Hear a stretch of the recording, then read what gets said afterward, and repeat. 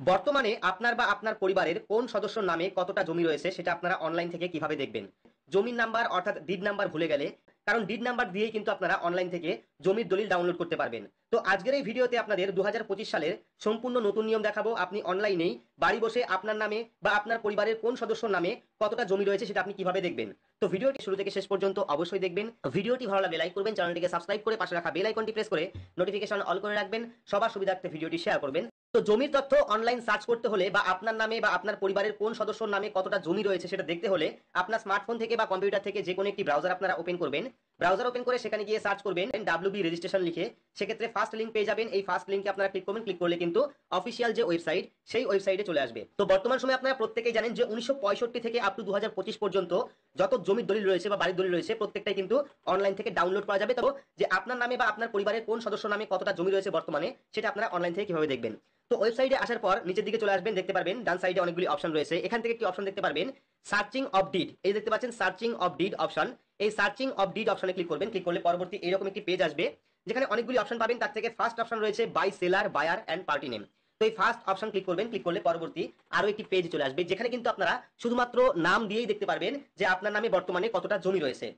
তো পরবর্তী পেজ আসার পর এখানে বিভিন্ন অপশন পেয়ে যাবেন। প্রথমে পেয়ে যাবেন ফার্স্ট নেম, অর্থাৎ আপনি কার নাম দিয়ে সার্চ করবেন সেই নামটি এখানে লিখবেন। আপনি লাস্ট নেম, তারপরে পেয়ে যাবেন ইয়ার, অর্থাৎ আপনার জমিটি বা জায়গাটি কত সালে রেজিস্ট্রেশন হয়েছিল সেই সালটি এখানে লিখতে হবে। বসাবেন, বসানোর পর এখান থেকে ডিস্ট্রিক্ট হবে। এখান থেকে খোঁজার পর যে ক্যাপচা কোড দেখতে পাচ্ছেন, এই যে ক্যাপচা কোড, এটা এখানে ফিল আপ করে ডিসপ্লে অপশনে ক্লিক করবেন। ডিসপ্লে অপশনে ক্লিক করলে কিন্তু এই নামে বা এই সালে যতগুলি জমি রেজিস্ট্রেশন হয়েছিল প্রত্যেকটাই কিন্তু চলে আসবে। দেখতে পাচ্ছেন এখানে কিন্তু নেম চলে এসেছে, অ্যাড্রেস চলে এসেছে, স্ট্যাটাস চলে এসেছে, ট্রানজাকশন চলে এসেছে, ডিড ডিটেলস চলে এসেছে। তো এই যে ডিড নাম্বার, এই ডিড নাম্বার দিয়ে কিন্তু আপনারা অনলাইন থেকে জমির দলিল ডাউনলোড করতে পারেন। ঠিক আছে, এই যে ডিড নাম্বার দেখতে পাচ্ছেন, এই ডিড নাম্বার দিয়ে কিন্তু আপনারা অনলাইন থেকে জমির যে দলিল সেই দলিলটা ডাউনলোড করতে পারবেন। তো এইবার এখানে কিন্তু প্রচুর নাম রয়েছে, যে এই যে জেলা এবং এই যে রেজিস্ট্রেশন ইয়ার, এই রেজিস্ট্রেশন ইয়ারে যতগুলি জমি রেজিস্ট্রি হয়েছে এই নামে, সেই সবগুলি নামে কিন্তু চলে আসবে। এবার এখান থেকে খুঁজতে হবে আপনার নাম কোনটা, ঠিক আছে, বা আপনার টাইটেল দিয়ে আপনার নাম কোনটা হচ্ছে সেটা আপনারা খুঁজবেন। তো এখান থেকে খুঁজে বের করার পর এখানে ভিউ অপশনে ক্লিক করবেন। ক্লিক করলে কিন্তু সম্পূর্ণ ডিটেলস আপনি দেখতে পারবেন। তো এখানে আমরা ভিউ অপশনে ক্লিক করলাম। ক্লিক করলে কিন্তু দেখতে পারবেন সম্পূর্ণ ডিটেলস এখানে চলে এসেছে।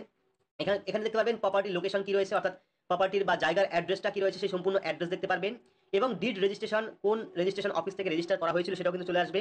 প্রপার্টি টাইপ কি রয়েছে, ট্রানজাকশন কি রয়েছে দেখতে পাচ্ছেন, প্রপার্টি টাইপ রয়েছে এখানে এবং ট্রানজাকশন রয়েছে। তারপরে প্লট বা খতিয়ান নাম্বার, যেটা অনেকেরই দরকার পড়ে, প্লট নাম্বার বা খতিয়ান নাম্বার, সেটা আপনারা এখানে দেখতে পারবেন। প্লট নাম্বার বা খতিয়ান নাম্বার, পরবর্তী এরিয়া অফ প্রপার্টি, কতটা জায়গা রয়েছে সেটা দেখতে পারবেন। পাশাপাশি আদার ডিটেলসে আপনারা ডিড নাম্বার দেখতে পারবেন। যে ডিড নাম্বার দিয়ে জমি দলিল অনলাইন থেকে ডাউনলোড করতে হয় সেই নাম্বার পেয়ে যাবেন। ভলিউম পেয়ে যাবেন, অর্থাৎ কত পেজ রয়েছে, ঠিক আছে, ডেট অফ রেজিস্ট্রেশন কত সালে বা কত তারিখে রেজিস্ট্রেশন হয়েছিল সেটাও আপনারা দেখতে পারবেন।